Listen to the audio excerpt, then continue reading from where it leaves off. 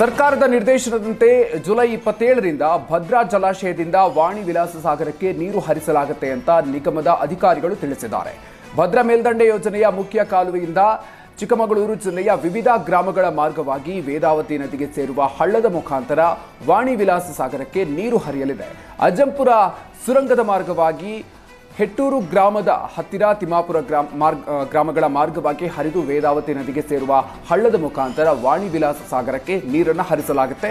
ಈ ಹಿನ್ನೆಲೆಯಲ್ಲಿ ಸುರಕ್ಷಿತ ಹಾಗೂ ಮುಂಜಾಗ್ರತಾ ಕ್ರಮವಾಗಿ ಕಾಲುವೆ ಹಾಗೂ ಹಳ್ಳದ ಪಾತ್ರಗಳಲ್ಲಿ ಸಾರ್ವಜನಿಕರು ತಿರುಗಾಡೋದು, ಜನ ಜಾನುವಾರುಗಳ ಕಾಲುವೆಯ ಒಳಗಡೆ ಬಿಡೋದು ಹಾಗೂ ಇತರೆ ಚಟುವಟಿಕೆಗಳನ್ನು ಮಾಡೋದನ್ನು ನಿಷೇಧಿಸಲಾಗಿದೆ ಅಂತ ಸೂಚನೆ ಕೊಟ್ಟಿದ್ದಾರೆ.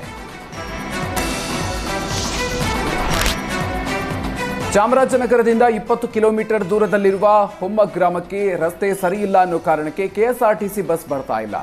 ದಿನನಿತ್ಯ 5 ಕಿಲೋಮೀಟರ್ ನಡೆದುಕೊಂಡೇ ಶಾಲಾ ಕಾಲೇಜಿಗೆ ವಿದ್ಯಾರ್ಥಿಗಳು ತೆರಳಬೇಕಾದಂಥ ಪರಿಸ್ಥಿತಿ ಇದೆ. ಆಟೋ, ಆಂಬ್ಯುಲೆನ್ಸ್ ಕೂಡ ಬಾರದಂಥ ಸ್ಥಿತಿಯಲ್ಲಿದೆ. ದಿನನಿತ್ಯವೂ ಕೂಡ ಹಳ್ಳ ಬಿದ್ದ ರಸ್ತೆಯಲ್ಲಿ ವಾಹನ ಸವಾರರು ಸಂಚರಿಸ್ತಾ ಇದ್ದಾರೆ. ಹಾಗಾಗಿ ರಸ್ತೆ ದುರಸ್ತಿ ಮಾಡಿಸಿಕೊಡಿ ಅಂತ ವಿದ್ಯಾರ್ಥಿಗಳು, ಗ್ರಾಮಸ್ಥರು ಮನವಿ ಮಾಡ್ತಾ ಇದ್ದಾರೆ.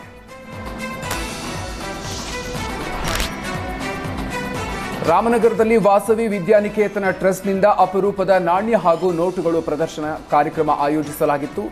3ನೇ ಶತಮಾನದಿಂದ ಇಂದಿನವರೆಗೆ ನೋಟುಗಳು, ನಾಣ್ಯಗಳನ್ನು ಪ್ರದರ್ಶನ ಮಾಡಲಾಗಿದೆ.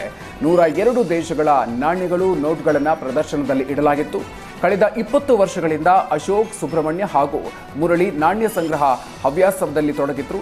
ಕನ್ನಡ ನಾಡು ನಾಣ್ಯ ಸಂಘದ ಸದಸ್ಯರಿಂದ ಪ್ರದರ್ಶನದ ಜೊತೆಗೆ ಮಾಹಿತಿಯನ್ನು ಕೊಡಲಾಯಿತು. ವಿವಿಧ ಶಾಲಾ ವಿದ್ಯಾರ್ಥಿಗಳು ಹಾಗೂ ಸಾರ್ವಜನಿಕರು ಅಪರೂಪದ ನಾಣ್ಯಗಳನ್ನು ವೀಕ್ಷಿಸಿದ್ರು. ಯಾದಗಿರಿ ಜಿಲ್ಲೆಯಾದ್ಯಂತ ಸುರಿದ ಧಾರಾಕಾರ ಮಳೆಗೆ ಹಲವು ರಸ್ತೆಗಳು ಕೊಚ್ಚಿ ಹೋಗಿದ್ದು, ದುರಸ್ತಿ ಮಾಡುವಂತೆ ಆಗ್ರಹಿಸಿ ಗ್ರಾಮಸ್ಥರು ಪ್ರತಿಭಟನೆ ನಡೆಸಿದ್ದಾರೆ.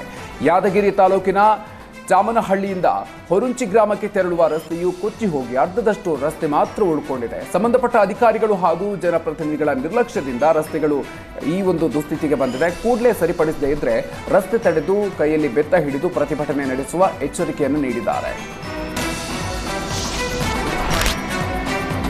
ಉಡುಪಿ ಜಿಲ್ಲೆಯ ಬೈಂದೂರು ಸಮುದಾಯ ಆರೋಗ್ಯ ಕೇಂದ್ರದ ರಕ್ಷಾ ಸಮಿತಿ ಸದಸ್ಯರಾಗಿ ಎಸ್ ವೀರಭದ್ರ ಗಾಣಿಗ, ಲಕ್ಷ್ಮಣ್ ಕೆ ಬೈಂದೂರು ಸೇರಿ 3ರನ್ನ ಆಯ್ಕೆ ಮಾಡಲಾಗಿದೆ. ಮಾಜಿ ಶಾಸಕ ಕೆ ಗೋಪಾಲ ಪೂಜಾರಿ, ಉಡುಪಿ ಜಿಲ್ಲಾ ಉಸ್ತುವಾರಿ ಸಚಿವೆ ಲಕ್ಷ್ಮೀ ಹೆಬ್ಬಾಳ್ಕರ್ ಆದೇಶದ ಮೇರೆಗೆ ರಕ್ಷಾ ಸಮಿತಿ ಸದಸ್ಯರನ್ನ ಆಯ್ಕೆ ಮಾಡಲಾಗಿದೆ. ಇನ್ನು ಆಯ್ಕೆಯಾದ ಪತ್ರವನ್ನ ಉಡುಪಿ ಜಿಲ್ಲಾ ಆರೋಗ್ಯ ಅಧಿಕಾರಿಗಳಾದ ಬಸವರಾಜ ಜಿ 3ರಿಗೆ ಹಸ್ತಾಂತರಿಸಿದರು.